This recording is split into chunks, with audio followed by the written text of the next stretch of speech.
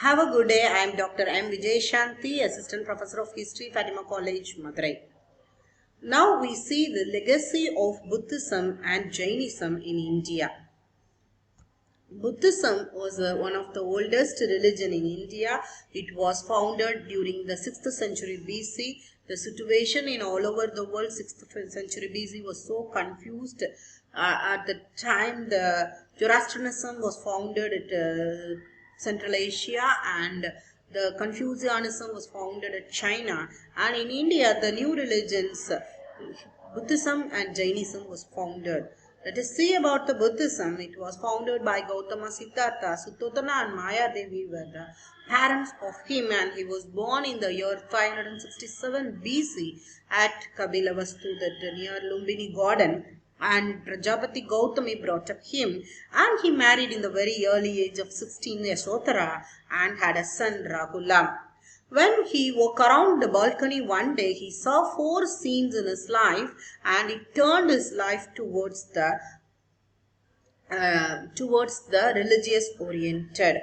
And he left home at the age of 29 and searching the truth. And in Bodh Gaya, at the age of 35, he got enlightenment, and he done his first sermon at Sarnath. He got a lot of disciples. More than 30 years he spread the gospel of Buddhism, and finally he was passed away in the age of 80 at Kushinagara. And what were the contributions of Buddhism? The contribution of Buddhism in Indian culture is so great. In every walk of social life, religious, culture, art and architecture, literature, Buddhism contributed more. And in egalitarianism, in social life, Buddhism contributed. Egalitarianism, it tries to voice against the caste discrimination, social oppression, and it gives the rise to voice for the upliftment of women and make religion and education accessible to all the people. And in the field of religion, it giving the moral human touch to the new face of the religion, and it was against the ritualism, blind flights, sacrifices and bad omens. And in the regarding the idol worship, Buddhism was divided into 2 divisions, Hinayana and Mahayana. Hinayanas only the followers of Buddhist principles, and Mahayanis were worshipped the icons of Buddha, and the Hindus were imitated the idol worship from them. And regarding the architecture, Indian sculpture is not complete with the knowledge of Mathura, Gandhara, Sarnath schools of art, and they were the gifts of Buddhism. The paintings of Ajanta frescoes were unique and the finest examples of Ajanta Buddhism. Here the Ajanta sculptures, and this is the Mathura sculpture of Gandara School of Art, and this is Sanji Stupa, the semicircle worship halls. Now it was printed at the backside of 200 rupees note.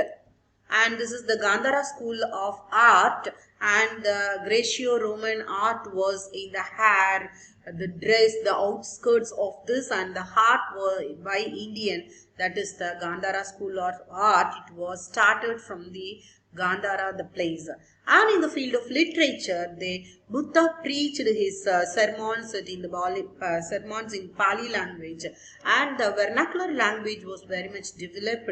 Buddha Charita, Chadaka stories, Ziva and Manimegalai were the finest examples of the literature, and they also provide the good education and the universal education.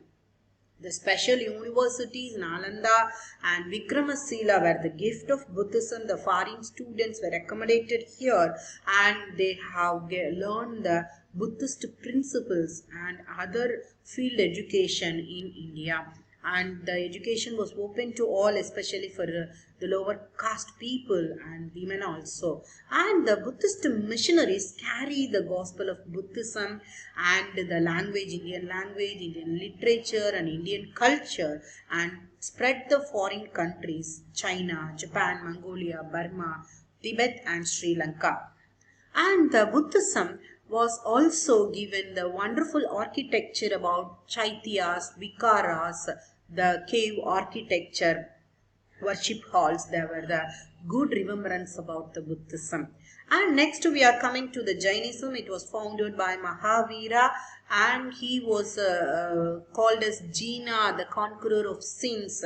And he also born from the royal family, and he was the 24th Tirthankara of Jainism. Before that, the 23rd Tirthankara was Parsavanath, and previously it was started by Rishabhadeva. And we have some references about Rishabhadeva and Aristotle's and other Tirthankara in Vedic literatures. So the origin of Jainism is rooted in obscurity. Some of them believed it was as old as Vedic religions. What are the contributions of Jainism? First, when ahimsa, that is non-violence, is supposed to be the guiding principles of Indians, and Mahavira insisted non-injury, truthfulness, not to steal, not to kill, and other principles. And the literature, the contribution of literature is unique, and the expressions giving in the vernacular medium of language, and all the languages, especially the South Indian languages, also developed by the Jain literature. In Tamil, we are coming to see the Chilapadigaram, Sibhaga Sindamani, and 12 angas of the principles of Jainism were all to be the examples of the contribution of Jainism towards literature. And in the philosophy, the Jain philosophy was known as Swayatvad, and it gives the message of liberalism and tolerance towards others. And in education, the female education was impetus and opened doors for educational institution to all classes of people in the society, and they also helped in universalization of education. And in the field of architecture, Jainism enriched Indian architecture. Hadikumpa of Varisa and the Udaykiri, Tiger Cave of Udaykiri, Indra Sabha of Ellora, temples of Gwalior, Dilwara temple at Mount Abu, 15 feet height statue of Gomatishwar in Shravana Belkola, Vedwan temple at Kalugumalai, etc. There are some superb examples of Jain architecture, and some of the followers of Jainism, they have built many famous caves, including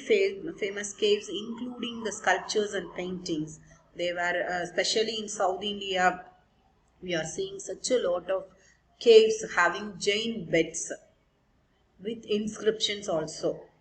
Here are some examples of Jain caves. And in the field of medicine, Siddha medicine was popularized by Jain monks. They were given the natural treatment and provided education. The education centers were called as pallis at present in Tamil language. The schools were called as Pallikudam. Because of this name was given to them, their education centers. And these were the major contributions of Buddhism and Jainism. What were the similarities between Buddhism and Jainism? Both of them were the founders from the royal family, and they opposed the Vedic sacrifices. That were the major legacy of them, and they preached in vernacular languages, and they provide the path for the development of vernacular languages. And they were not followed the caste system and discrimination between men and women. Both Buddhism and Jainism believed karma theory and insisted mortification. And what were the differences between them? The Jainism didn't follow idol worship, Buddhism followed it. And Jainism never spread beyond the frontiers of India, but Buddhism spread the Indian culture over the Indian continent and other Indian subcontinent and other places too. It spread, especially Southeast Asian countries. And there was a strong self-mortification in Jainism, and middle path was followed in Buddhism. According to Jainism, women and men householders cannot attain salvation, but Buddhism it is possible for both. Monks only spread the gospel of Buddhism, but in Jainism, common people were also involved to spread the gospel. So Buddhism and Jainism preached their religion in the common language of their earlier religious texts, but Jainism is still a living force in India. Buddhism has practically vanished from the land of its birth, but now it is a national religion of some Southeast Asian countries. The Buddhism architecture was vehemently appreciable in the world countries because the foreign travelers, especially the Chinese pilgrims, came to India, and they have to taken lot of Buddhist statues in from the small micro level to the bigger statues, they are taken away to their home, and they also taken the Buddhist principles, everything for their wealth. So Buddhism and Jainism both contributed well. So Buddhism and Jainism contribution is inseparable in the history of India. Both are giving the non-violence, that is the major and fundamental foreign policy of India at present. And the Panchashil policy was Panchashil policy of our former Prime Minister Jawaharlal Nehru was founded by the impression of these religions. So the religion paved the way for the non-violence path and the smooth way of life, toleration towards others, and a secular tendency towards the country. So these were the legacy of the Buddhism and Jainism. Thank you one and all.